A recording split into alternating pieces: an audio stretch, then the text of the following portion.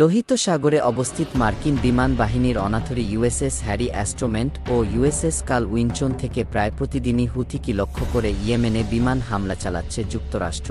প্রচুর বেসামরিক নাগরিক হতাহত হচ্ছেন, ক্ষতির কয়েকজন নেতাও নিহত হয়েছেন বলে দাবি যুক্তরাষ্ট্রের। কিন্তু তাতেও জন্য পোষাচ্ছে না যুক্তরাষ্ট্রের, কেননা অতি শক্ত প্রতিরোধ গড়ে তুলছে ক্রমশ, নিজের আকাশ বিমান হামলা ঠেকানোর চেষ্টা করছে।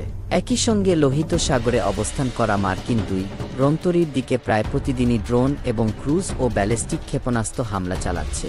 এই হামলে অংশ নিচ্ছে হুতির ড্রোন বাহিনী, ক্ষেপণাস্ত্র বাহিনী ও নৌবাহিনী। এখন হুতিকে পাকড়াও করতে ইয়েমেনে পশ্চিমা বিশ্ব সমর্থিত বাহিনীকে প্রস্তুত করছে যুক্তরাষ্ট্র। তার ইচ্ছাস্থল অভিযান চালাবে এই বাহিনীর সমন্বয়। হুতিও কি আর বসে থাকে? তারাও চ্যালেঞ্জ ছুড়ে দিয়েছে যুক্তরাষ্ট্রকে স্থলযুদ্ধের জন্য নিজেদেরকে তৈরি করার একটি ভিডিও প্রকাশ করে, যেন বলছে আসো দেখি কে জেতে। ভিডিওতে দেখা যাচ্ছে মুখোমুখি যুদ্ধের জন্য, এমনকি হাতাহাতির লড়াইয়েও নিজেদেরকে তৈরি করছে হুতি। খালি হাতে ও অস্ত্রসহ শারীরিক অসরত ও মহড়া দিয়ে চলেছে কয়েকশো হুতি যোদ্ধা।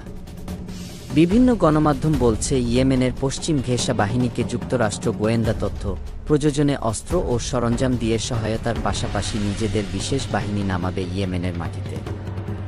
কূটনৈতিক বিশেষজ্ঞরা মনে করেন, বিমান হামলা চালিয়ে কাঙ্ক্ষিত লক্ষ্যে পৌঁছতে পারছে না যুক্তরাষ্ট্র, অর্থাৎ হুথিকে সহজে দমন করা যাচ্ছে না। মাঝ দিয়ে বহু বেসামরিক নাগরিক হতাহত হচ্ছেন বলে সমালোচনার শিকার হচ্ছে যুক্তরাষ্ট্র। তাই ইয়েমেনে মাটিতে পা ফেলেই তার আশীর্বাদ পুষ্ট ইয়েমেনে বাহিনীকে সঙ্গে নিয়ে হুথিকে মোকাবেলা করতে চাইছে যুক্তরাষ্ট্র।